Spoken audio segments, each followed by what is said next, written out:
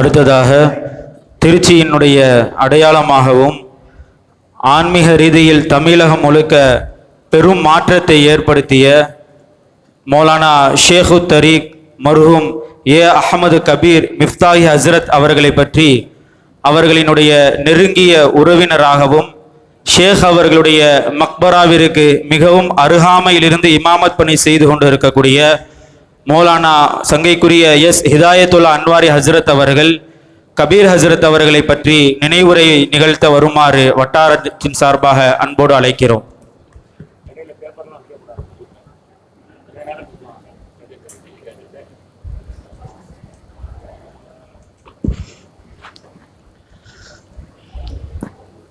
அஸ்ஸலாமு அலைக்கும் வரஹ்மத்துல்லாஹி தஆலா வபரகாத்துஹு.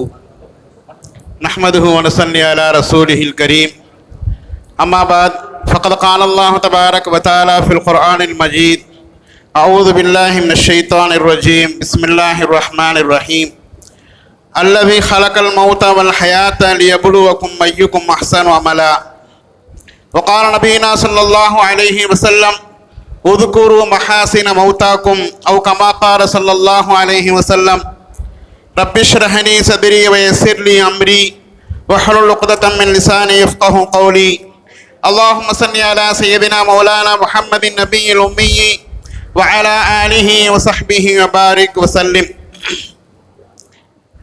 கொடுத்திருக்கக்கூடிய நேரம் ரொம்ப குறைவாக இருக்கிறதுனால விஷயத்திற்கு நான் ஆரம்பத்தில் வந்துடுறேன். ஏன்னு சொன்னால் வரவேற்று அவங்கள புகழ்ந்து பேசுகிறதுக்கெல்லாம் இப்போ நேரம் இல்லை. ஏன்னா எல்லா புகழுக்கும் தகுதியானவர்கள் இங்கே இருக்கக்கூடிய எல்லா உலமாக்களும் பெரியோர்களும். பொதுவாக பார்த்தோம்னு சொன்னால் ஆலிம்கள் என்ன செய்வாங்கன்னு பார்த்தா, சில ஆலிம்கள் தரிசில் இருப்பாங்க, சில ஆலிம்கள் இமாமத்தில் இருப்பாங்க. ஆனால் நம்முடைய கபீர் ஹசரத்தின் பிரபலமாக ஆன அவங்க ஷேக் அவங்க எப்படி இருந்தாங்கன்னு சொன்னால், தர்சும் ஒரு பக்கத்து பார்த்துக்கிட்டு இருந்தாங்க, ஒரு பக்கத்து இமாமத்தும் செஞ்சுக்கிட்டு இருந்தாங்க. அந்த இமாமத் எப்படிப்பட்ட இமாமத்துன்னு சொன்னால், அல்லாஹ்விற்காக செய்த இமாமத். பள்ளிவாசலில் தொழுதற்காக வேண்டி, தொழுக வைத்ததற்காக வேண்டி ஒரு பைசாவும் வாங்காமல் செய்த இமாமத். காஜாமலை பள்ளி எப்போ உருவாச்சுன்னு தெரியாது. அந்த பள்ளிக்கு சம்பளம் வாங்கி வேலை செய்யக்கூடிய முதல் இமாம் நான் தான். அதுக்கு முன்னாடி அவங்க தான் பார்த்துக்கிட்டாங்க. இமாமத்தும் செய்தார்கள், தர்சும் செஞ்சாங்க. அதே நேரத்தில் தனிப்பட்ட முறையில், தனிப்பட்ட வாழ்க்கையில் அவர்களுடைய அமல்கள், அவர்கள் செய்த அல்லாஹுடைய அவர்களிடத்தில் இருந்த தக்குவா அதற்கு ஈடு இணையே கிடையாது. தரிசில் எப்படி இருந்தாங்கன்னு சொன்னால், பொதுவாக பாடம் 8:30 மணிக்கு ஆரம்பிக்கும், 12:45 முடிஞ்சிடும், 3 மணிக்கு ஆரம்பிக்கும், 4:30 மணிக்கு முடிஞ்சிடும். ஆனால் ஹஸ்ரத் எப்படி இருந்தாங்கன்னு சொன்னால், தரிசில் நேரம் பார்க்க மாட்டார்கள். ஆரம்ப கிதாப் ஆலிம்கள் ஓதக்கூடிய கிதாபுகளில் முதல் விஷயம் என்னன்னு சொன்னால் நஹு ஓதுவாங்க. அந்த நஹு பாடத்தையும் ஹஸ்ரத் நடத்தினாங்க. அது எப்படி நடத்துவாங்கன்னு சொன்னால், எல்லா பிள்ளைங்களுக்கும் அந்த நஹு பாடத்தையும் மனப்பாடம் செய்ய வச்சுருவாங்க. நீ முதல்ல மனப்பாடம் பண்ண, அப்புறம் உனக்கு விளங்கிடுமா. அதே நேரத்தில் புகாரி ஷெரீஃபும் நடத்தினார்கள். புகாரி ஷெரீஃப் எப்படி நடத்துனாங்கன்னு சொன்னால், அவங்களுக்கு கொடுக்கப்பட்ட பகுதி முழுவதையும் நிறைவாக முடிச்சிருவாங்க. எப்படி பாடத்துக்கு வருவாங்க? ஃபஜ்ர் தொழுதோடனே வந்துடுவாங்க. பாடத்துக்கு வரும் பொழுதே தான் குடிப்பதற்கு தண்ணியும் சாப்பிடுவதற்கு உணவும் எடுத்துகிட்டு வந்துடுவாங்க. மதரசாவில் பச்சை தண்ணி குடிக்க மாட்டாங்க. மதரசாவில் பச்சை தண்ணி கூட குடிக்க மாட்டாங்க. தான் குடிப்பதற்கு கூட தண்ணி எடுத்துகிட்டு வந்துடுவாங்க. கடைசியாக கிதாப் வருஷம் முடியக்கூடிய நேரத்தில் ஹஸ்ரத் என்ன செய்வாங்கன்னு சொன்னால், இஷாவுக்கு பிறகு புகாரி ஷெரீஃப் நடத்துவதற்கு வருவாங்க. வந்து பாடம் நடத்துவார்கள்.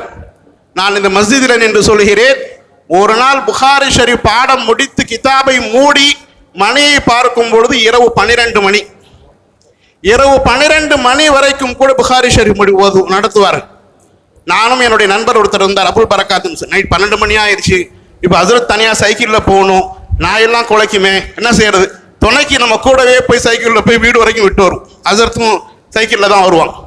அது மாதிரி நேரம் காலம் பார்க்காமல் பாடம் நடத்துவார்கள். இன்னொரு மாணவர்களுக்கு சொல்லக்கூடிய முக்கியமான விஷயம் என்ன தெரியுமா? புகாரி ஷெரீஃப் நடத்தும் பொழுது அந்த ஹதீஸிலே எத்தனை சஹாபியுடைய பெயர் வந்தாலும் ஒரு சஹாபியை கூட ரலியல்லாஹு அன்ஹு என்ற வார்த்தை சொல்லாமல் நகர மாட்டார். எல்லா சஹாபிக்கும் ரலியல்லாஹு அன்ஹு, ரலியல்லாஹு அன்ஹு, ரலியல்லாஹு அன்ஹு.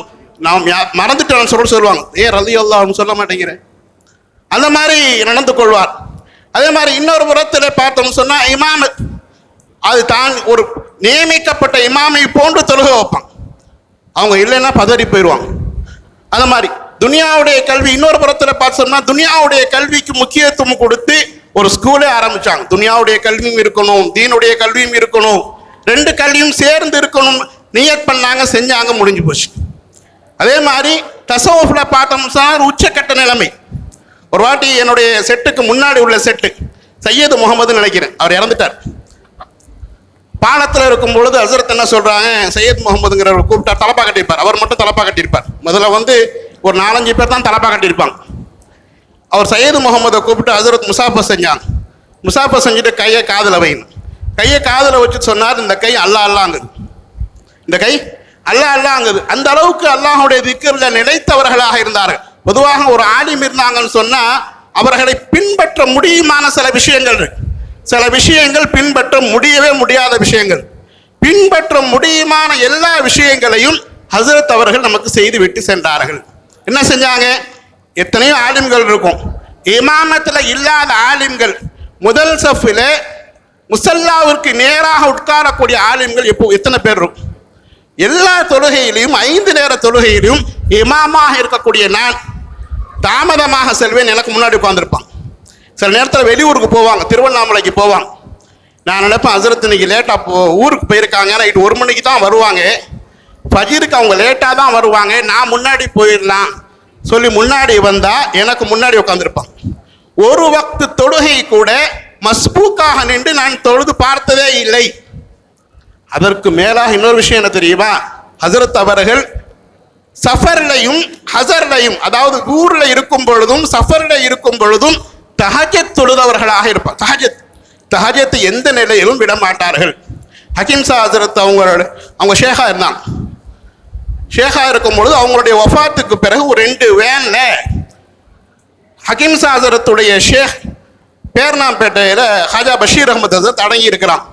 அவங்களுடைய ஜியாரத்துக்கு 2 வேன்ல போகிறோம். நான் சின்ன பிள்ளை, அவருடைய மகன் கூட வந்திருக்கார் லுக்மான், அவரும் இருந்தார். அதில் சஃபரில் வேனில் போய்கிட்டு இருக்கும் பொழுது எங்கேயோ போயிட்டு இருக்கு வேன்.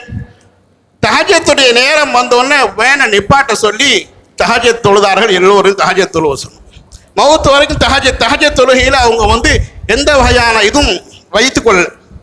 இன்னைக்கு தொழுதாங்க, நாளைக்கு தொழுவல, அதே மாதிரி இன்னைக்கு தொழுக வந்தாங்க, நாளைக்கு லேட்டாக வந்தாங்க, அப்படி இல்லவே. அந்த மாதிரியாக அமல்கள் செய்து காமிச்சிட்டு போனாங்க.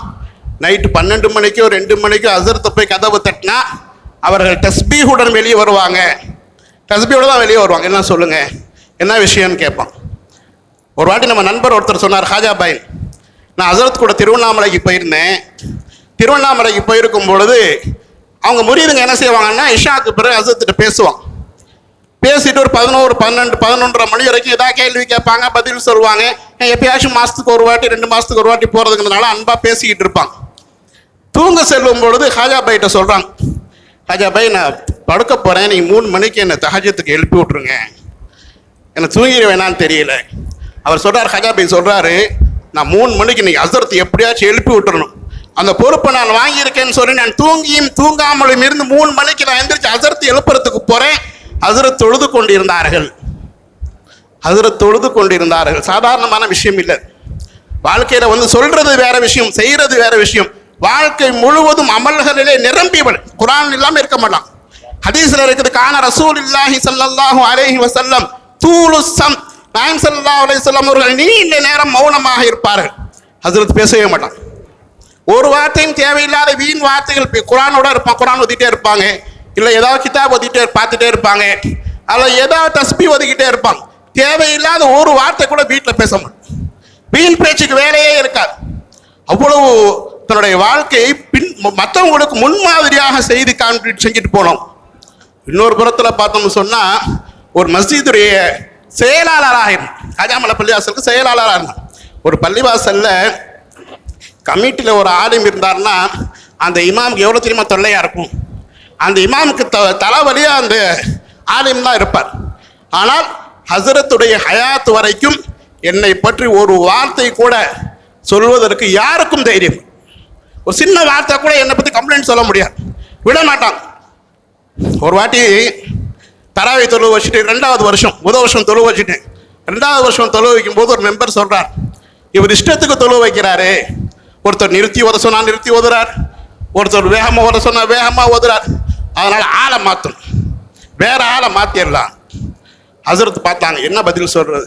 ஹசரத் சொன்னாங்க, ஆளை நீங்கள் கொண்டு வாங்க, தராவி தொழுவ வைப்பதற்கு நீங்கள் ஆளை கொண்டு வாங்க. அவர் சரியாக தொழுவ வைக்கவில்லை என்று சொன்னால் அவருடைய கழுத்தை பிடிச்சி நான் வெளியே தள்ளிடுவேன். இவருக்கு என்ன தெரியும் அவர் எப்படி தொழுவ வைப்பாருன்னு. அல்லாஹ்வுடைய கிருபையில் 33 வருடங்கள் அந்த பள்ளியில் தராவி தொழக்கூடிய பாக்கியம். ரொம்ப உதவியாக இருக்கும். ஒரு நேரம் உடல்நிலை சரியில்லாமல் இருக்கும் பொழுது ரமதானில் தராவி தொழுவிக்க முடியுமா முடியாதா வேற ஒரு நிலைமை. அப்போ ஹசரத்திட்ட சொன்னாங்க, நீங்கள் தொழுக வைங்க, உங்களால் முடியாது, நான் தொழுக வைக்க. அப்போ இருந்து என்ன பண்ணாங்க, ஒரு 4 ரக்காத் ஆரம்பத்தில் தொழுவ வைப்பாங்க, பாக்கி நான் தொழுவ. அவங்க ஹயாத்தா இருக்கிற வரைக்கும் ஒரு பெரிய உதவியாக, ஒரு வாரம் ஜும்மா பயான் அவங்க பண்ணுவாங்க, ஒரு வாரம் நான் பண்ணுவேன். அது எவ்வளோ பெரிய உதவி தெரியுமா, அந்த இமாம்களுக்கு தெரியும். வாரம் அந்த பயான் ரெடி பண்ணுறதுக்கு அது எவ்வளோ பெரிய வேலைன்னு இமாம்களுக்கு தெரியும். ஒரு வாரம் நிம்மதியாக இருக்கலாம், ஹசரத் பயான் பண்ணுவாங்க. சில நேரத்தில் 2 வாரம் கூட பண்ணிடுவாங்க. பெரிய உதவியா. அந்த மாதிரி அது மட்டும் இல்லாமல் கடைசியாக இப்போ நேரம் ஆயிடுச்சுங்கிறதுனால நான் நீட்டி பேசுறது விரும்பவில்லை. மற்றவங்க பின்னாடி நிற்கிறவங்க எப்போ முடிப்பார்னு எதிர்பார்ப்போடு இருக்கிறாங்க. அவங்களுக்கு நான் வாய்ப்பு கொடுக்காமல் முடிச்சுக்கிறேன். அவங்க செய்த உதவிகளில் தனிப்பட்ட முறையில் எனக்கு செஞ்ச உதவி சொல்லவே முடியாது. அவங்க குடும்பத்தில் பல பேருடைய எதிர்ப்புக்கு மத்தியில் அவங்க குடும்பத்தில் எனக்கு பொண்ணு கொடுத்து கல்யாணம் செய்ய வச்சு வீடு கட்டி கொடுத்து நான் நல்லா இருப்போங்கிற ஒரு தனிப்பட்ட நபர் அவங்க செய்த உதவி இன்னைக்கு என்ன ஆச்சுன்னு சொன்னால் ஒரு சிறப்பாக செயல்படும். அதே மாதிரி மஸ்ஜிதில் தொழக்கூடியவர்கள் பார்த்தீங்கன்னா இன்னைக்கு கூட நீங்கள் வந்தீங்கன்னா பார்க்கலாம், காஜாமலை பள்ளியாசல் யாரெல்லாம் தொழுகிறாங்களோ அதில் 99% பேர் தாடி வைத்திருப்பார்கள், முழுக்கை சட்டை போட்டிருப்பாங்க. அரக்கை சட்டை போட்டு ஜும்மா பயான் யாரும் முன்னாடி உட்கார முடியாது. அவ்வளோ கண்டிப்புடன் சொல்லுவாங்க, தாடி வைக்க சொல்லி கண்டிப்புடன் இருப்பாங்க. வாழ்க்கை முழுவதும் ஒரு பெரிய நம்ம பின்பற்றி வாழ்வதற்கு தகுதியான வாழ்க்கை வாழ்ந்து சென்றிருக்கிறார்கள். எனவே அல்லாஹ் தபாரக் வ தஆலா அவர்களுடைய வாழ்க்கையை பின்பற்றி வாழ்வதற்கு அல்லாஹ் நம் அனைவருக்கும் தௌஃபீக் தருவானாக. அதே போன்று அவர்களுடைய கபரை சொர்க்கத்தின் பூங்காவாக ஆக்குவானாக. அவர்கள் யார் மூலமாக உருவாக்கப்பட்டார்களோ அவர்களுக்கும் உயர்ந்த தரஜாவை அல்லாஹ் கொடுப்பானாக. ஆஹிர் தாவானா அல்ஹம்துலில்லாஹி ரப்பில் ஆலமீன். ஜஸாக்கல்லாஹ் ஹஸன ஜஸா. அல்ஹம்துலில்லாஹ். குறித்த நேரத்தில் ஹஸ்ரத் தன்னுடைய உரை முடிவு செய்திருக்கிறார்கள். ஹஸ்ரத்தை அல்லாஹ் கபூல் செய்து கொள்வானாக. அடுத்தபடியாக இந்த நானாமுன்னா மஸ்ஜிதினுடைய முன்னாள் இமாமாக இருந்த ஹசரத் அப்துல் சமத் ஹசரத் அவர்களை பற்றி, அவருடைய மகனார் இந்த மஸ்ஜிதினுடைய இமாமாக இருக்கக்கூடிய எங்களுடைய வட்டாரத்தினுடைய துடிப்பான ஆலிம் பெருந்தகை அவர்கள் இப்பொழுது தந்தையை பற்றி இப்பொழுது பேசுவார்கள். இந்த பள்ளியினுடைய இமாம் 9:30 இன்ஷா அல்லாஹ் இஷாவுடைய தொழுகை நடைபெறும் என்று அறிவிப்பு செய்திருக்கிறார்கள். ஆகையினால் அடுத்து வரக்கூடிய பேசக்கூடிய ஆலிம் அதை கவனத்தில் கொண்டு 7 நிமிஷத்திலே முடித்துக் கொள்ளுமாறு தாழ்மையோடு கேட்டுக்கொள்கிறோம்.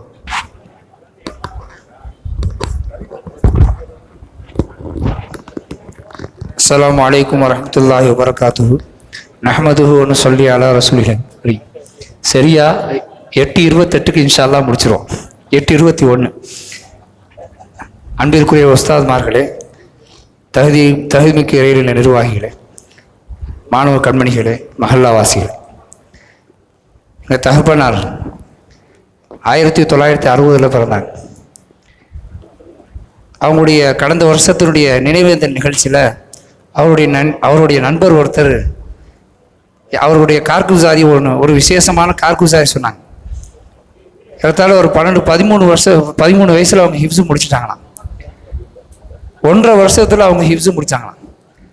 இங்கே உட்கார்ந்துருக்கிற எங்களுடைய உஸ்தாத் ரூலக் ஹசரத்துடைய தகப்பனார் அரபி அப்துல் சலாம் ஹசரத் அவர்கள் 3 நபர்களுக்கு தன்னுடைய கரத்தால் தஸ்தாரை பந்தி செஞ்சாங்க, தலப்பா கட்டினாங்க.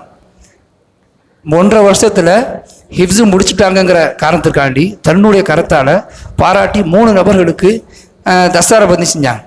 அதில் என்னுடைய தகப்பனார் அப்துல் சமத் ஹசரத் அவர்களும், ஜங்ஷன் பள்ளியில் இமாமா இருந்த அபூபக்கர் ஹசரத் அவங்க, இன்னொரு ஹசரத்.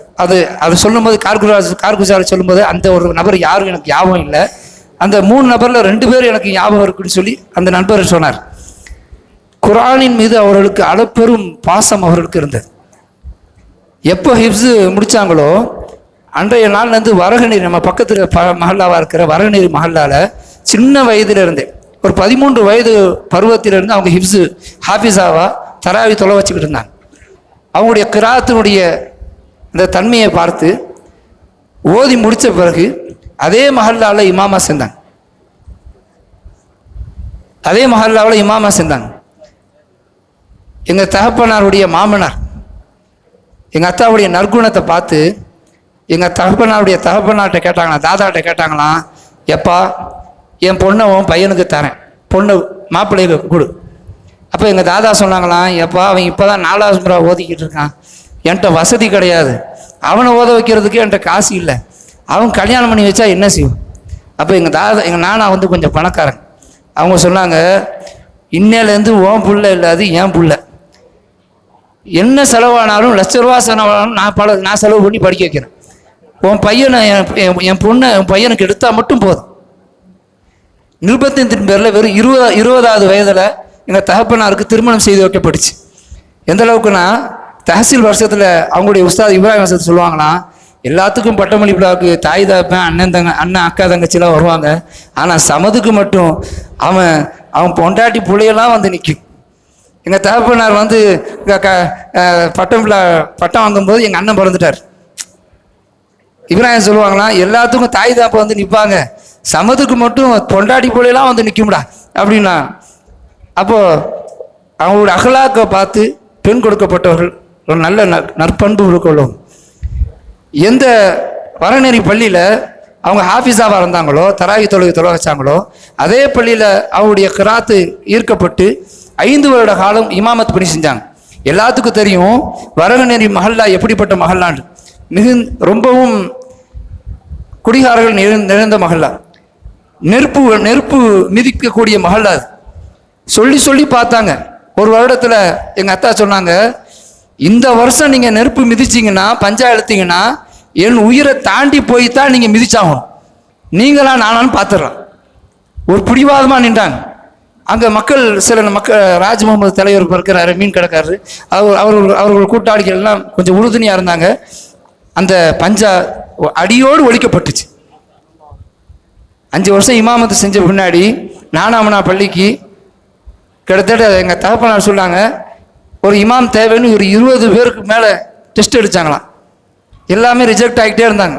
23வது நபராக எங்கள் அத்தா மகரிப் தொழுகைக்கு இங்கே தொலை வைக்க வராங்க. கலீல் ஆஜியாருடைய அந்த நிர்வாகம். அப்போது சுல்தான் ஆஜியார் இங்கே உட்காந்துருக்காங்களே, இவர் மாதிரி நானாமனால ஒரு 5-6 முஹிப்பீன்கள் எங்கள் அத்தா வரநீரில் தொலை வைக்கும் போது எங்கள் அத்தாவுக்கு முஹிப்பீன்கள் இருந்தாங்க. அவங்க இமாம் இங்கே தேவைங்கிறப்போ எங்கள் அத்தாவை கூட்டிகிட்டு வந்து இங்கே தொலை வைக்க வச்சு 23வது நபராக மகரிப் தொழுகையில் நாளைக்கு சொல்கிறேன் இல்லை, அந்த வக்தே அவங்க செலக்ட் செய்யப்பட்டாங்க. ரொம்ப கண்ணியமான ஒரு இமாமத் பணி இந்த மஹல்லாவில். எங்கள் அத்தா ரொம்ப பெயர் போன விஷயம் தமிழ்நாட்டுக்கே தெரியும். தமிழ்நாட்டில் சீக்கிரமாக தராவி எங்கே முடிக்கப்படும்னா இங்கே தான். அதை சில உலமாக்கள் இங்கே என்ன ஓதுறாங்களோ என்ன அப்படின்னு சொல்லி ஒரு இது பண்ணாங்க. எங்கள் தகப்பனார் ஒரு வருஷம் என்கிட்ட சொன்னாங்க, என்னடா இப்படிலாம் பேசுகிறாங்களே, சரி எனக்கே ஒரு சந்தேகம் இருக்குது. இப்போ நம்ம ஃபோனில் ரெக்கார்டு பண்ணுறோம்ல, எங்கள் தகப்பனார் அந்த வருஷம் வாக்மேனில் ரெக்கார்டு பண்ணி நானே தராவி தொலை வச்சுட்டு அப்படியே பேகாலாக வந்து நிற்பேன், நெஞ்சு வலிக்க. எங்கள் தகப்பனார் விட மாட்டாங்க. நான் இன்னைக்கு ரெக்கார்டு பண்ணியிருக்கிறேன், 1.5 ஜூஸ் ஓதியிருக்கிறேன், இந்த 30 நோம்பும் நான் ஓதுனதை நீ கேட்கணும், ஏதாவது தவறு இருந்தால் என்கிட்ட நீ சுட்டி காட்டணும்னாங்க எங்கள் தகப்பனார். எனக்கு வயசு அப்போ எத்தனை, நான் 13 வயசில் விசு முடித்தேன். எனக்கு வயசு வந்து அப்போ வந்து ஒரு 16-17 வயசு இருக்கும். ஒரு தகப்பனுக்கு சுட்டி காட்டுற அளவுக்கா என்னுடைய வயசு, நீ சுட்டி காமிக்கணும்னா நான் உட்காந்து 1 மணி நேரம் உட்காந்து கேட்பேன். உட்காந்து கேட்டால் ஸ்பீடாக ஓதுவாங்க, ஆனால் ஒரு எழுத்து கூட மிஸ் ஆகாது. ஒரு திறமையான ஹாஃபிஸா. 5 நாளைக்கு ஒரு முறை குரான் ஓதுவாங்க. 5 நாளைக்கு முறை, தினைக்கும் குறைஞ்சபட்சம் ஒரு 5 கிலோமீட்டர் வாக்கிங் போவாங்க. அந்த வாக்கிங்லேயே 5 நாளைக்கு ஒரு குரானை ஓதக்கூடியவங்களா இருந்தாங்க. எந்த ஒரு எதிர்பார்ப்பும் இல்லாமல் குறைந்த சம்பளத்தில் இந்த பள்ளிவாசல்ல ஆசைப்படாமல் தன்னுடைய தீன் பணி ஆற்றியவர்கள். எனக்கு ஒரு வசியத் செஞ்சுருக்கிறாங்க எங்கள் அத்தா, ஜனாசா தொழுதுட்டு பெரிய பெரிய கோடீஸ்வரம்லாம் வருவாங்க, அவங்கள்ட்ட நீ காசு வாங்கிறாரு, ஹலால் தான், வாங்கினா கூடும் தான், ஆனால் அவனுடைய துக்கத்தில் அன்னைக்கு நாம் அனுசரிக்கணும், அந்த காசு நீ வாங்கிறாரு.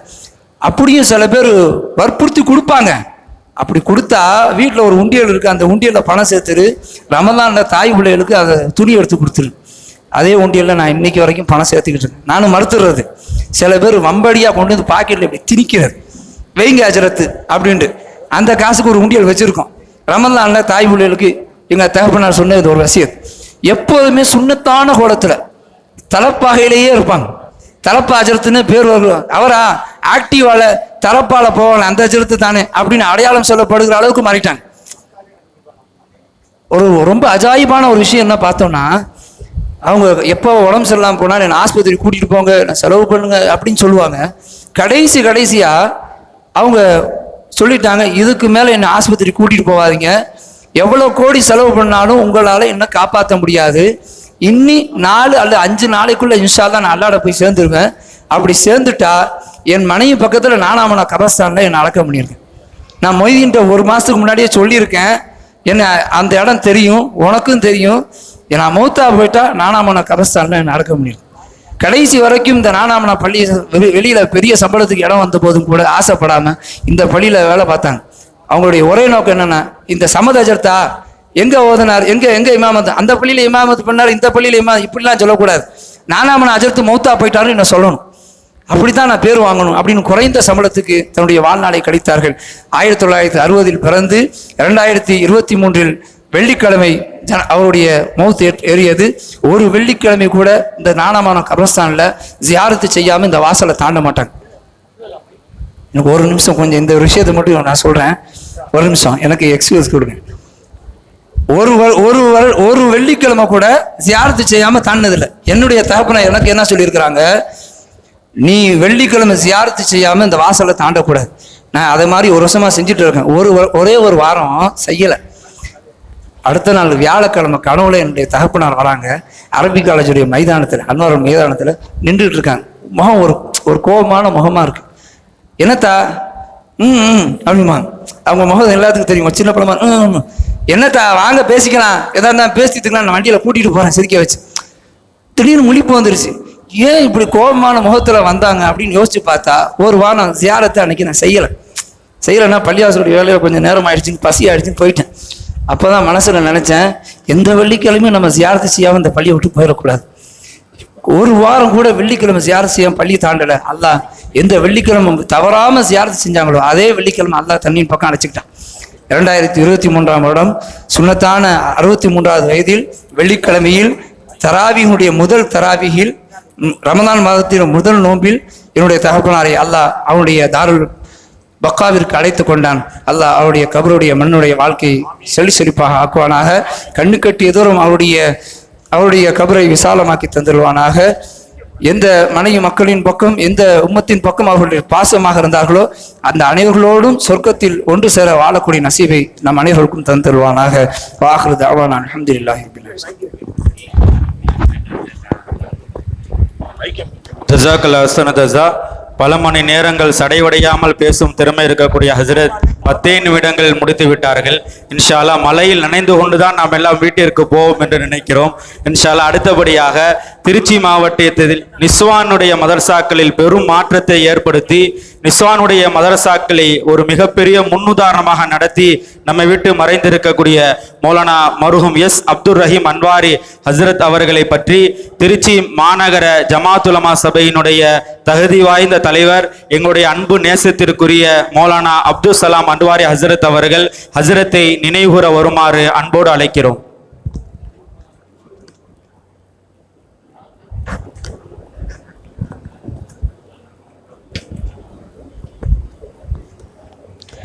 அஸ்ஸலாமு அலைக்கும் வரஹ்மத்துல்லாஹி தஆலா வபரகாத்துஹு.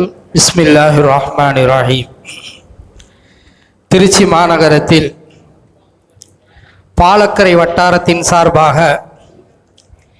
இந்த ஈசால் சவாபனுடைய நினைவரங்கம் நடந்து கொண்டிருக்கக்கூடிய இந்த சூழலில் ஆலமுல் பர்ஸகில் மிகப்பெரிய ஒரு வரவேற்பும் ஒரு எதிர்பார்ப்பும் இருக்கும் என்ற ஆதரவோடு என்னுடைய விஷயத்திற்கு வருகின்றேன். ஒரு மனிதனுடைய மரணத்திற்கு பிறகு அந்த மௌத்தாளிகள் மிகப்பெரிய எதிர்பார்ப்பு, நன்மைகள் நமக்கு வராதா என்பதாக எதிர்பார்த்து கொண்டே இருப்பார்கள். அதிலும் திருமறை குர்ஆனை ஓதி அந்த நன்மைகள் வருவது என்பது இருக்கின்றது, அது மிகப்பெரிய அந்தஸ்துக்குரியது. அந்த அடிப்படையில் இன்று இந்த நேரத்தில் இங்கே ஓதப்பட்ட கிட்டத்தட்ட குறைந்தது 50 குர்ஆன்களுடைய சவாபு திருச்சி மாவட்டத்தில் பணிபுரிந்து சேவை செய்து சென்றிருக்கக்கூடிய அந்த உலமா பெருமக்களுக்கு மிகப்பெரிய ஒரு வரப்பிரசாதமாக இருக்கும். அதை கண்டு மற்ற ரூகுகள் ஏன் நாம் திருச்சி மாவட்டத்தில் இந்த தீனுடைய பணியை செய்யவில்லை என்ற ஒரு ஏக்கமும் இருக்கலாம் என்பது என்னுடைய தாழ்மையான கருத்து. ஹசரத் அப்துல் ரஹீம் ஹசரத் அவர்கள் கிட்டத்தட்ட ஒரு 64 வருடங்கள் இந்த பூமியிலே வாழ்ந்து கிட்டத்தட்ட ஒரு 41 வருடங்கள் தீனுடைய பணியை தன்னளவிலே மிக செம்மையாக சிறப்பாக செய்திருக்கிறாள் என்பதுதான் தாழ்மையான கருத்து. ஹசரத் அவர்களை பற்றி சொல்ல வேண்டும் என்றால், அவருடைய பிறப்பு 1956, அவர்கள் மறைந்த வருடம் 2024, கிட்டத்தட்ட 64 வருடங்கள் வாழ்ந்திருக்கின்றார்கள். அவருடைய பூர்வீகம் பள்ளப்பட்டியை கொண்டதாக இருந்தாலும் அவர்கள் பிறந்து வளர்ந்து மிகப்பெரிய ஒரு சேவையை இந்த திருச்சி மாநகரத்திலே செய்திருக்கின்றார்கள். அதில் முதலாவதாக 2001 நிஸ்வான் மதர்சாவை ஆரம்பித்து தனக்கென்று ஒரு சிலம்பஸை அவரே தயாரித்து இறுதி வரை அந்த சிலம்பஸை கொண்டு இன்று வரை அந்த மதர்சா நிஸ்வான் மதர்சா நடைபெற்று கொண்டு இருக்கின்றது என்பது ஒரு மிகப்பெரிய சிறப்பு. ஹசரத் அவர்கள் இந்த திருச்சி மாநகரம் உயிர் பெறுவதற்கு தீனின் அடிப்படையிலே ஈமானின் அடிப்படையிலே உயிர் பெறுவதற்கு ஒரு முக்கிய காரணம் எங்களுடைய மரியாதைக்குரிய பெரிய ஹசரத் அரபி அப்துல் சலாம் ஹசரத் அவர்கள் தான் காரணமாக இருந்திருக்கிறார் என்பது கடந்த சென்றிருக்கக்கூடிய மூத்தவருடைய அனைவருடைய கருத்தும் இதுதான்.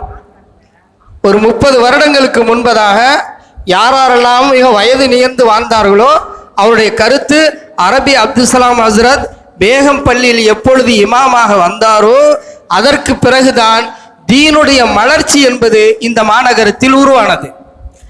அந்த ஹசரத்தினுடைய அந்த ஆரம்ப மதரசா பேகம் பள்ளியிலே குர்ஆனுடைய மதரசா ஆரம்பிக்கப்பட்ட ஆரம்ப மாணவர்களிலே மரியாதைக்குரிய அப்துல் ரஹீம் அன்வாரி ஹசரத் அவர்கள் இடம்பெற்றிருக்கின்றார்கள். அங்கே கிட்டத்தட்ட 3 வருடங்கள் குர்ஆனை முடித்ததற்கு பிறகு ஜாமியா அன்வார் உலூம் அரபிக் கல்லூரிக்கு சென்றிருக்கின்றார்கள். அங்கே 3 வருடம் ஹிப்ஸை முடித்துவிட்டு அதற்கு பிறகு ஆலிம் கோர்ஸை 1973 சனது பெற்றிருக்கின்றார்கள். அந்த சனதிற்கும் நம்முடைய ஜாமியா அன்வாருக்கும் ஒரு சிறப்பு இருக்கின்றது. நம்முடைய ஜாமியா அன்வார் உலூம் ஆரம்பித்து முதல் சனது கொடுக்கப்பட்ட வருடம் 1973.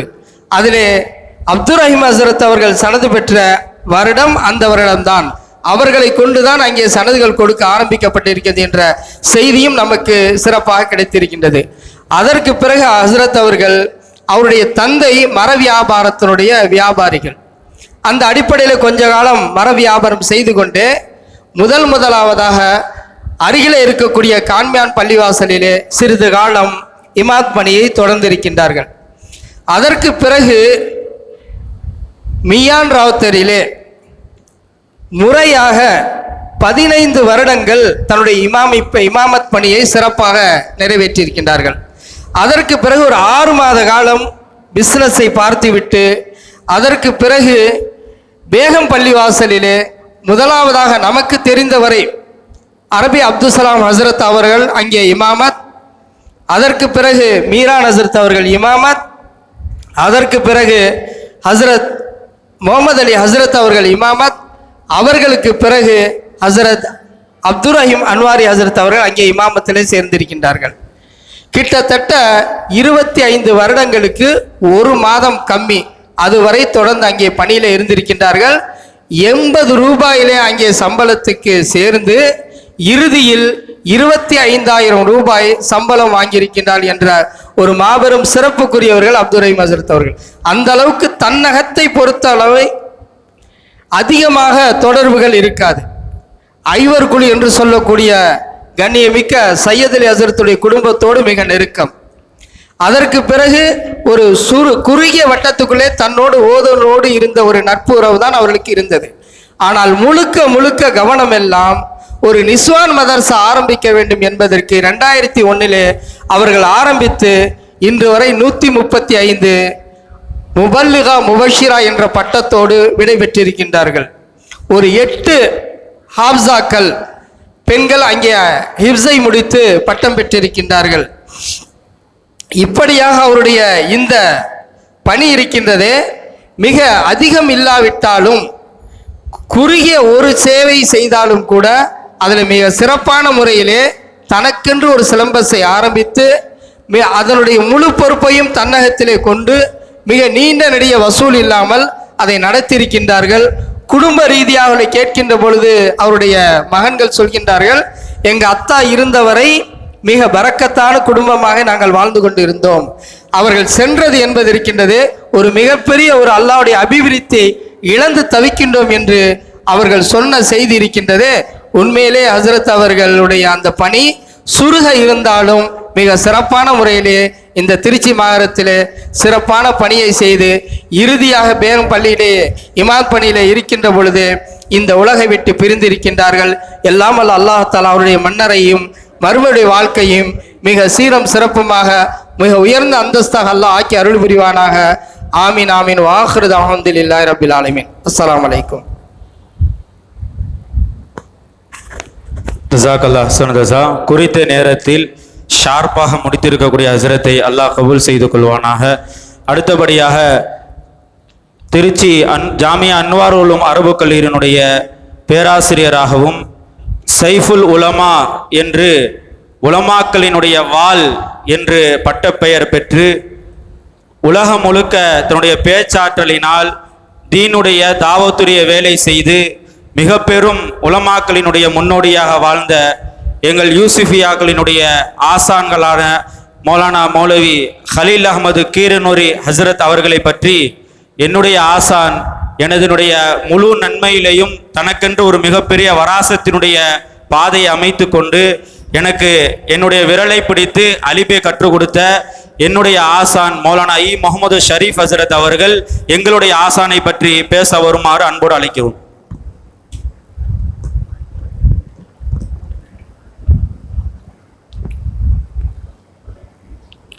அஸ்ஸலாமு அலைக்கும் வரஹ்மத்துல்லாஹி வபரகாத்துஹு.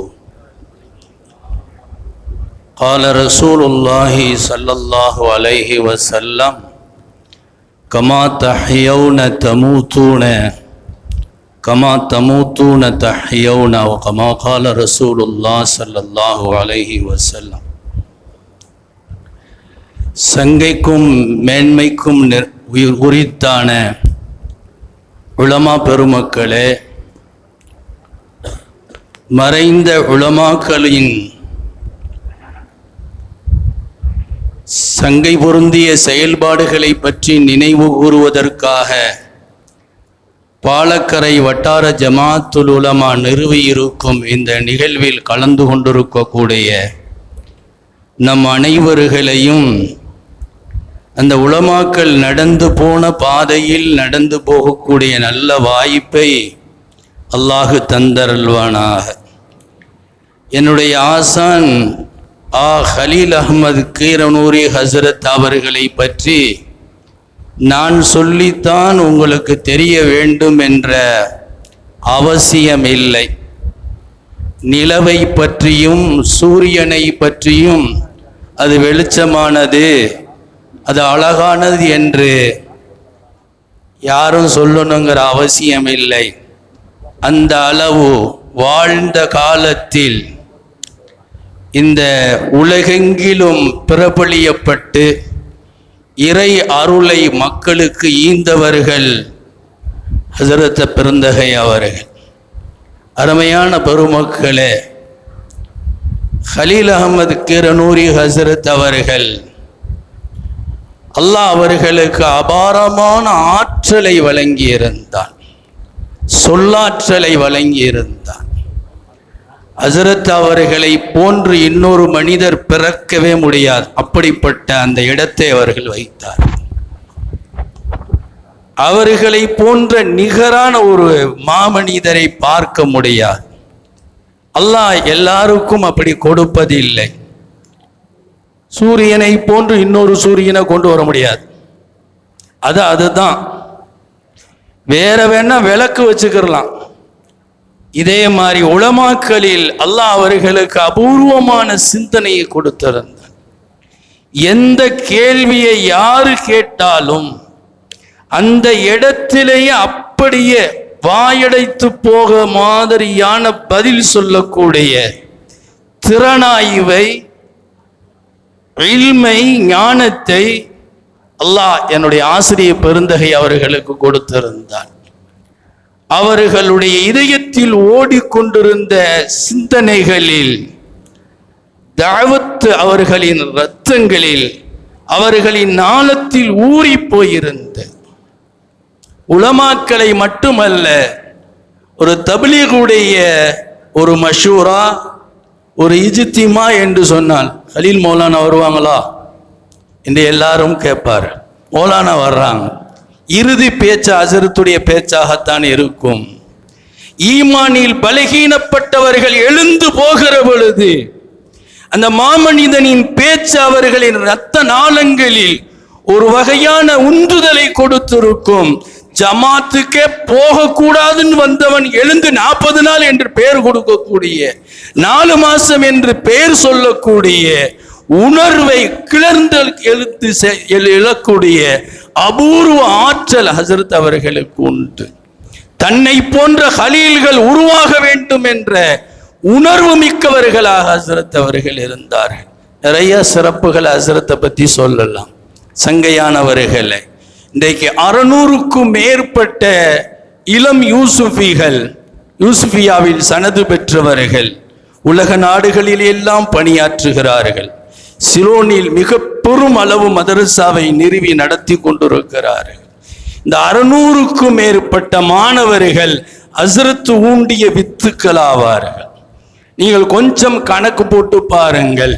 இவர்கள் ஆற்றிய சேவை, நான் இங்கு வந்து 34 வருடங்கள் ஆகிறது.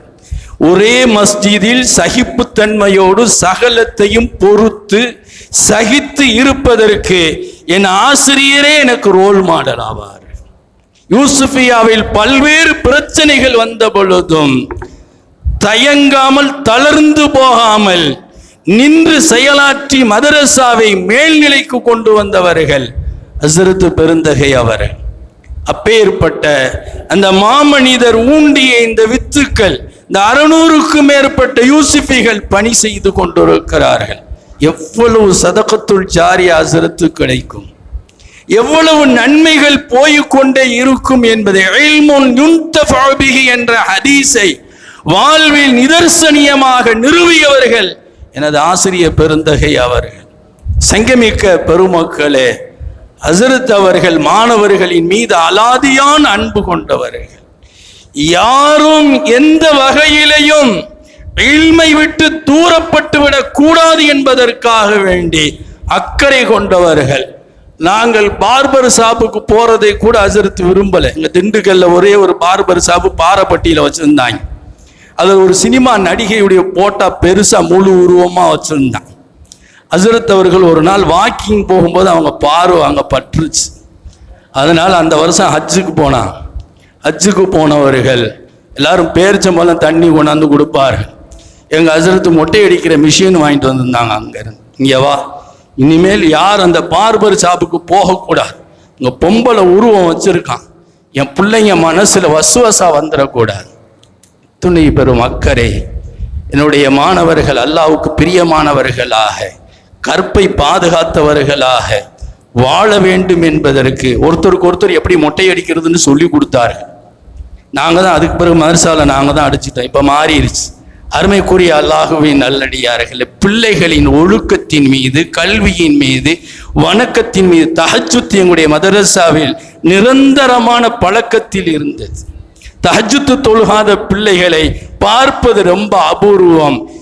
இரவின் நடுநிசையில் கண்ணீர் வடிக்க வேண்டும் என்பதை சொல்ல மட்டும் செய்யவில்லை. 3 மணிக்கு முன்னாடி ஹஸரத் ரூம்ல லைட் எரி தான் வணங்க சொல்லி வழிகாட்டியவர்கள் என்னுடைய ஆசிரியர் பெருந்தகை அவர். அருமையானவர்களே, இந்த தௌஹீத்வாதிகளுக்கு சிம்ம சொப்பனமாக விளங்கியவர்கள் ஹஸரத் அவர்கள். பல்வேறு சேவைகளை ஹஸரத் அவர்கள் செய்துட்டு போயிருக்கிறார்கள். அதுல ஒண்ணே அருமையானவர்களே, மதரசா எந்த வகையிலையும் தளர்ந்து போய்விடக்கூடாது. தனக்கு பிறகு இந்த மதரசாவை கட்டி ஆளக்கூடிய, திறன்பட நடத்தக்கூடிய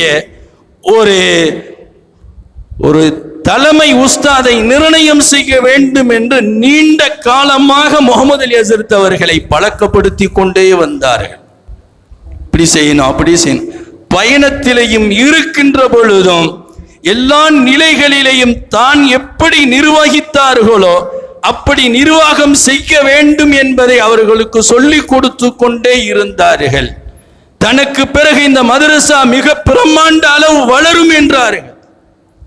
அதை அல்லாஹு ரப்புல் ஆலமீன், இன்றைக்கு நீங்கள் யூசுஃபியாவை போய் பாருங்கள். முகமது அலி ஹஸரத் அவர்கள் எப்பேற்பட்ட ஒரு மாற்றத்தை அல்லாஹுவின் அருளால் உருவாக்கி இருக்கிறார்கள்.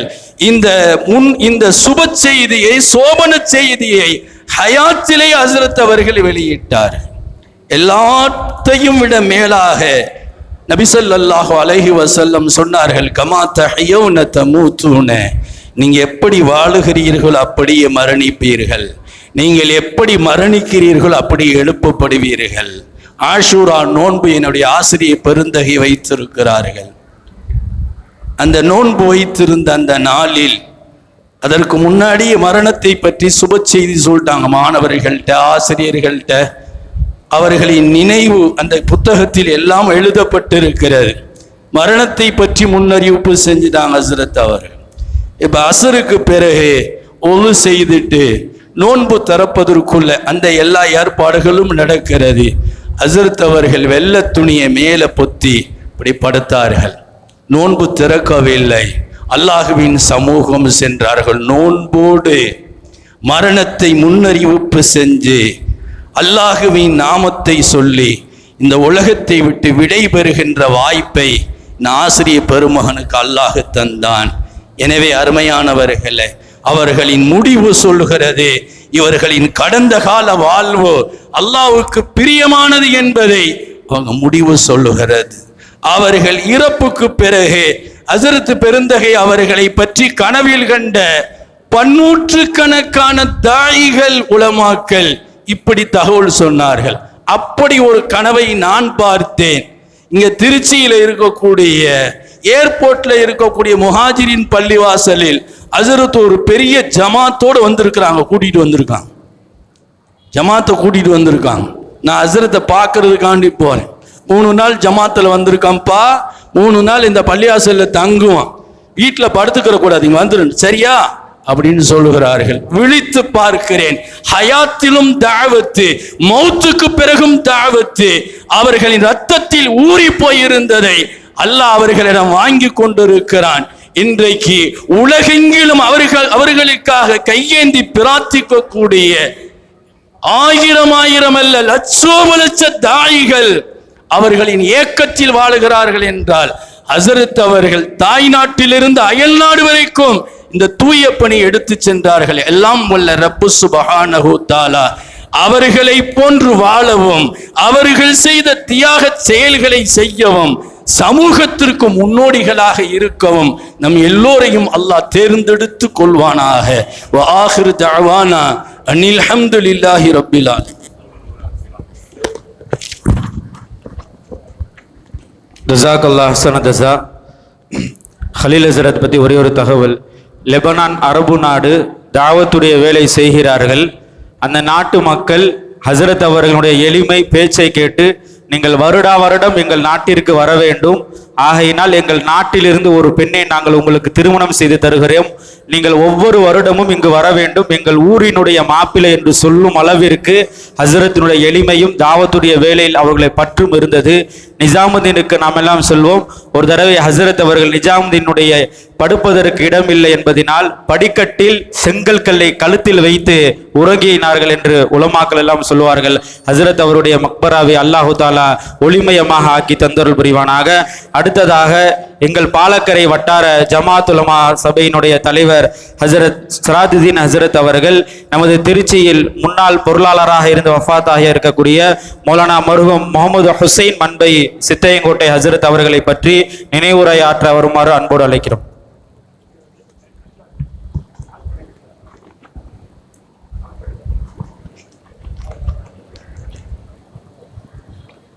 السلام عليكم ورحمة الله وبركاته.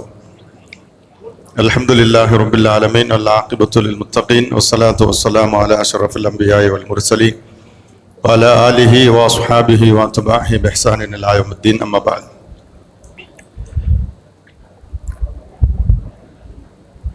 மர்ஹூம் மௌலானா முஹம்மது ஹுசைன் மன்பை ஹசரத் அவர்கள்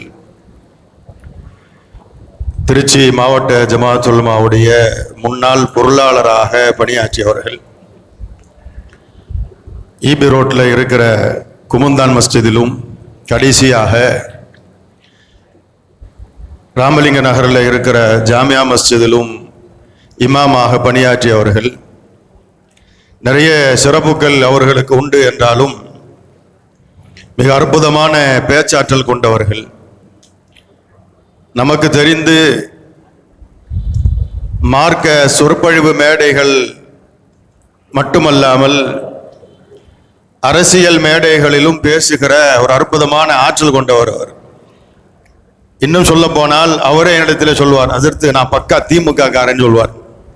நான் அவர்கிட்ட சொல்லுவேன், நீங்க ஒரு ஆலிமா இருந்துக்கிட்டு இல்லை டாக்டர் கலைஞரை எனக்கு பிடிக்கும், நான் பேச்சாற்றலை கற்றுக்கொண்டதே அவருடைய பேச்சை கேட்டுத்தான். அது மாதிரியே வசனமெல்லாம் நல்லா பேசுவார். அந்த டாக்டர் கலைஞர் அவர்கள் எப்படி பேசுவார்களோ அது மாதிரியான ஒரு அற்புதமான பேச்சாளர். அரசியல் மேடைகளிலும் சரி, ஆன்மீக மேடைகளிலும் சரி, தனக்கென்று ஒரு தனி முத்திரை பதித்து நீண்ட காலம் திருச்சியில இமாமாக இருந்தவர். இதற்கு முன்னால் சொல்லப்பட்ட உஸ்தாத்மார்களைப் போல கொண்ட கொள்கையில கொஞ்சம் உறுதியாக இருப்பவர். ஒரு விஷயத்தை அவர் எடுத்த முடிவு அது சரியாக இருக்குமானால் காலத்தின் சூழலுக்கு ஏற்ப அதை மாற்ற வேண்டும் என்று அவரிடத்தில் கோரிக்கை வைத்தால் யாரு சொன்னாலும் கேட்க மாட்டார்கள். நான் சொன்னதுதான் என்று அந்த எடுத்த முடிவிலேயே கடைசி வரைக்கும் நிலையாக இருந்து ஏராளமான பேர்களை இந்த மார்க்கத்தில் அவர் பள்ளியில எங்கெல்லாம் பணியாற்றி இருக்கிறார்களோ அந்த பள்ளிகளிலெல்லாம் தொழுகையாளிகளாக இல்லாமல் இருந்த பல பேர்கள், தீனுடைய தொடர்பு இல்லாமல் இருந்த பல பேர்கள் ஹசரத் அவர்களுடைய அற்புதமான பேச்சாற்றலால் அந்த பேச்சிலே சிக்குண்டு அவர்கள் இன்றைக்கு வரைக்கும் இபாதத்துள்ளவர்களாக, தொழுகையாளிகளாக, தீன்தாரிகளாக வாழுகிற ஒரு சூழலை அவர் ஏற்படுத்தி சென்றிருக்கிறார்கள். நீண்ட காலம் இங்கே பணியாற்றி இருந்தாலும் அதிகமான பேர்களுக்கு, பழையவங்களுக்கெல்லாம் தெரியும், இளையவர்களுக்கு ஹசரத் அவர்களை பற்றி தெரிவதற்கு வாய்ப்பில்லை. ஜமாத் உலமாவில் மிக சிறப்பாக பொருளாளராக பணியாற்றியவர்கள்.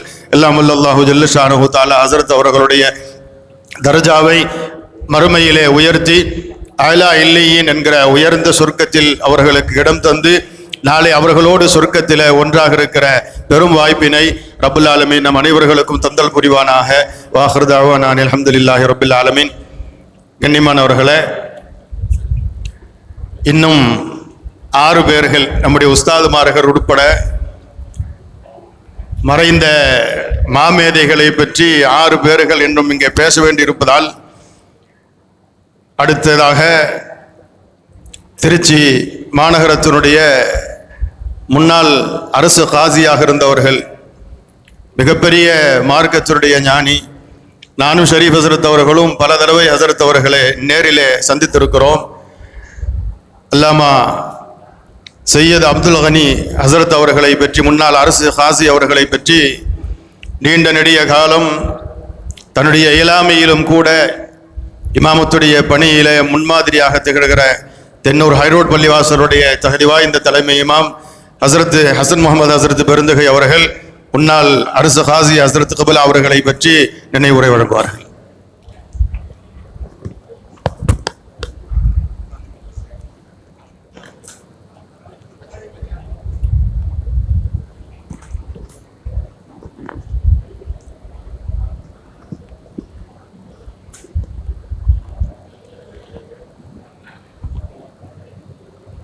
نحمد الله العظيم ونصلي ونسلم على رسول الكريم أما بعد. கண்ணியத்திற்குரிய உலமா பெருமக்களே, பெரியவர்களே, சகோதரர்களே, மாணவ செல்வங்களே, உங்கள் அனைவருக்கும் தஹியத்து முபாரக்காவாகிய அஸ்ஸலாமு அலைக்கும் வரஹ்மத்துல்லாஹி காணிக்கையாக ஆக்கின்றேன். திருச்சி மாநகரில் ஹாஜியாக இருந்த மௌலானா மௌலவி சையத் அப்துல் கனி பாக்கவி ஃபாசில் முன்ஷி அவர்கள் ஆரம்ப காலத்தில் திருநெல்வேலி மாவட்டத்தில் பணியாற்றி கொண்டிருந்தார்கள். அவர்களை திருச்சிக்கு காசியாக ஆக்கப்பட்டது. அவர்கள் காசியாக இருந்த காலத்திலே தான் எனக்கு முன்னால் பேசிய ஒரு சகோதரர் தௌஹீதுவாதி என்று சொன்னார்கள். அது தவறு என்று நான் கண்டிக்கிறேன். போலி தௌஹீத் என்று சொல்ல வேண்டும். அப்படிப்பட்ட அந்த போலி தௌஹீதுகள் 1984 வாக்கில் திருச்சியில் உருவானார்கள். அந்த நேரத்தில் ஹஜ்ரத் அவர்கள் அவர்களை பற்றி ஒரு மாநாடு நடத்த வேண்டும் என்ற வகையில் தான் திருச்சி மாநகரில் ஒரு பெரிய மாநாடு நடைபெற்றது. அதற்கு ஒரு மலரும் வெளியிட்டார்கள். அல்லாஹ்வுடைய கிருபையினால் அந்த மலரை தொகுத்து, அதாவது அச்சிடக்கூடிய பணி எனக்கு கிடைத்தது. ஒரு பெரிய பாக்கியமாக கருதுகின்றேன். அதற்கு பிறகு ஹஜ்ரத் அவர்கள் ஒரு புத்தகம் எழுதினார்கள். நபி வழியில் சரியான தொழுகை முறை என்ற ஒரு நூல். உருதுவிலிருந்து அவர்கள் மொழிபெயர்த்தார்கள். அதை மொழிபெயர்த்து அதையும் அச்சிடக்கூடிய பணியை எனக்கு கொடுத்திருந்தார்கள். அந்த நூலில் இந்த போலி தௌஹீத் வாதிகளுக்கு சரியான பதில் சொல்லக்கூடிய முறையிலே தொழுகையினுடைய எல்லா விஷயங்களை பற்றியும் ஆதாரபூர்வமாக அரபு மொழியினுடைய அந்த வாசகத்தையும் போட்டு அந்த நூல் எழுதப்பட்டது. அந்த நூலை வெளியிடக்கூடிய நேரத்தில் மர்ஹூம் குலாம் ஹாஜார் அவர்கள் சொல்லுகின்ற பொழுது, அதாவது திருவள்ளுவர் ஒரே ஒரு புத்தகம் தான் எழுதினார், அது திருக்குறள். அதுக்கு பிறகு எழுதலை, அது ஃபேமஸ் ஆகிடுச்சு. அது மாதிரி டவுன்காய் சாப் அவர்கள் ஒரு நூல் தான் எழுதினார்கள், அது சிறப்புக்குரியதாக இருக்கிறது என்பதாக சொல்வார்கள். அந்த நூலிலே தராவிஹ் தொழுகையை பற்றி, ஆமீனை பற்றி, இன்னும் எதுவெல்லாம் அவர்கள் சொல்கின்றார்களோ அதற்கெல்லாம் தெளிவான பதில் சொல்லக்கூடிய முறையில் அந்த உருது நூலை அழகான முறையில் தொகுத்து அவர்கள் வழங்கினார்கள். அது இப்போது அதிகமாக கிடைப்பதிலே மிக குறைவாக, அந்த ஆரம்ப காலத்திலே அதிகமாக விற்பனையானது. இன்றும் அதை பிரிண்டு செய்ய வேண்டும் என்ற ஒரு ஆவல் இருக்கின்றது. அந்த மாதிரியான ஒரு புத்தகம் குறிப்பாக ஒவ்வொரு உலமாக்கள் ஆலிம்களிடத்திலும் அது இருக்க வேண்டியதாக இருக்கின்றது. ஹஜ்ரத் ஹாஜி சாப் அவர்கள் ஷேகுல் மஷாயிக் ஹுசைன் அஹமது மதுரை ரஹ்மத்துல்லாஹி இடத்துல பையத்தானவர்கள். அதற்கு பிறகு பேர்னாபட் ஹாஜா பஷீர் அஹமது ரஹ்மத்துல்லாஹி அவரிடத்தில் ருஜுவானார்கள். அவர்களுக்கும் ஆரணி பாபா என்று சொல்லப்படக்கூடிய கமாலுத்தீன் பாக்கவி ரஹ்மத்துல்லாஹி அவர்களுக்கும் ஒரே நேரத்தில் அவர்கள் ஹிலாபத்து கொடுத்தார்கள். அந்த 2 பேரும் போயிருக்கும்போது அவங்க சொன்னாங்க, திருச்சியில இருந்தும் வேலூர்ல இருந்தும் 2 அசா கைத்தடி எனக்கு வந்தது, எனவே உங்களுக்கு ஹிலாபத்து கொடுக்கிறேன் என்பதாக அவர்களுக்கு ஹிலாபத்து கொடுத்தார்கள். அவர்கள் தங்களுடைய வாழ்க்கையில் சுன்னத்தை பேணக்கூடியவர்களாகவும் கண்டிப்பானவர்களாகவும் இருந்தார்கள். ஒரு சமயம் அவர்கள் அந்த நேரத்தில் ஃபோன் எல்லாம் இல்லை, யாரிடமாவது சொல்லி அனுப்புவார்கள், அசன் மௌல்சாவை கூப்பிடுங்கள் என்பதாக. நாங்கள் போவேன். அந்த நேரத்தில் அவர்கள் அந்த பிறை சம்பந்தமாக அது மாதிரி தவாறு எழுதி சொல்வார்கள். தவாறு எழுதி கொடுப்பேன். அதில் கீழே எழுதும்போது அவங்க சொல்லுவாங்க, இப்படிக்கு என்று சொல்லுகின்ற பொழுது வேண்டிக் கொள்கிறோம் என்று நம்மெல்லாம் எழுதுவோம். அந்த மாதிரி எழுதாத, சொல்லப்படுகிறது என்று அந்த மாதிரி எழுது. அவங்களுக்கு நம்ம பெரிய மரியாதை கொடுக்க வேண்டும் தேவையில்லை. அதாவது பொதுப்படையாக நாம் தன்னுடைய கண்ணியத்தை காப்பாற்ற வேண்டும் என்ற முறையில் அவர்கள் சொல்லி காட்டினார்கள். அவர்கள் வஃபாத்தானது கூட ரமதான் மாதம் முடிந்து இந்த பெருநாள் அன்று தான் அவர்கள் வஃபாத்தானார்கள். மிக தெளிவான முறையிலே அவர்கள் பேசுவார்கள். ஜும்மாவுக்கு ஒரு தடவை சென்றிருந்தேன். 1/2 மணி நேரம் பயான, 1/4 மணி நேரம் உருதுல பேசுவாங்க, பிறகு அதை அப்படியே தமிழில் பேசுவாங்க. அந்த மாதிரியான ஒரு சிறப்புக்குரிய மனிதராக இருந்தார்கள். அடிக்கடி அதாவது குறைந்தபட்சம் சில பெருநாட்களிலே போய் அவர்களை ஜியாரத்து செய்வது வழக்கம். இந்த ரமதானுடைய நாளில் கூட நானும் யூசுப் ஹஜ்ரத் அவர்களும் சென்று ஜியாரத்து செய்து வந்துவிட்டோம். அவருடைய வாழ்க்கை நமக்கு முன்மாதிரியாக இருக்கிறது, அவருடைய நூல் இன்னும் முன்மாதிரியாக இருக்கிறது என்பதை சொல்லிக்கொண்டு என்னுடைய உரையை முடித்துக் கொள்கின்றேன். அஸ்ஸலாமு அலைக்கும் வரஹ்மத்துல்லாஹி வபரகாத்துஹு.